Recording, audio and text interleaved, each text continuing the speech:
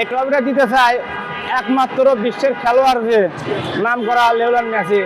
এই ট্রফিটা তার হাতেই মানায়, এছাড়া কারো হাতে মানায় না। আমি তাকেই দিতে চাই।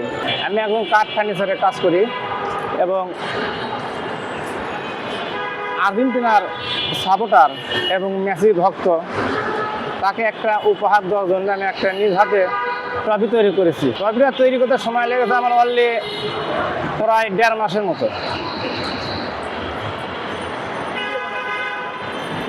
পুরো কাঠ দিয়ে বানাইছি।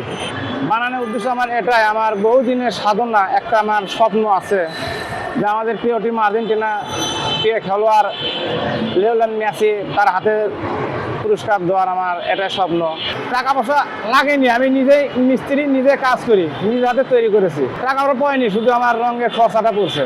এই ট্রফিটা দিতে চাই একমাত্র বিশ্বের খেলোয়াড় যে নাম করা লিওনেল মেসি।